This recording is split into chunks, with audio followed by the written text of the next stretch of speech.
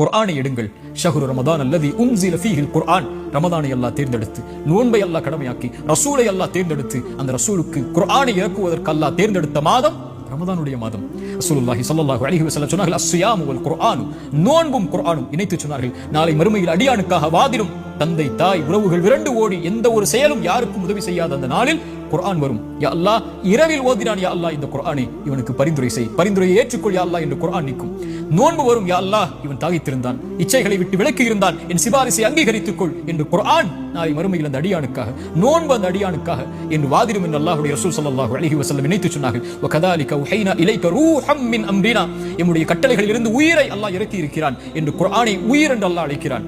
இறந்த சடலங்களாக வாழ்வார்கள் யார் தெரியுமா? உயிர் இருந்தாலும் குர்ஆனை விட்டு தூரமாகுபவர்கள். உயிரோடு வாழ்வார்கள் இந்த உலகத்திலும் மறுமையிலும். யார் அவர்கள்? குர்ஆனோடு தங்களுடைய உள்ளத்திற்கு உயிர் கொடுத்தவர்கள். ஒரு மனிதனுடைய மரணம் தீய மரணம் என்றால் குர்ஆன் இல்லாத மரணம் தான், குர்ஆன் உள்ளத்தில் இறங்காத மரணம் தான், நாவுகளால் குர்ஆனை மொழிவது இல்லாத பாக்கியம் இல்லாத மரணம் தான். அல்லாஹ் ரப்புல் ஆலமீன் கொடுத்த மிகப்பெரிய அருள். அவனுடைய வார்த்தைகளை, கலாமுல்லாஹ், அல்லாஹ்வுடைய படைப்பல்ல குர்ஆன், அல்லாஹ்வுடைய வார்த்தைகளை இந்த நாவுகள் உச்சரிப்பதற்கு அல்லாஹ் கொடுத்திருக்கக்கூடிய பாக்கியம் குர்ஆன். குர்ஆனை திறந்து படியுங்கள், குர்ஆனை திறந்து ஓதுங்கள்.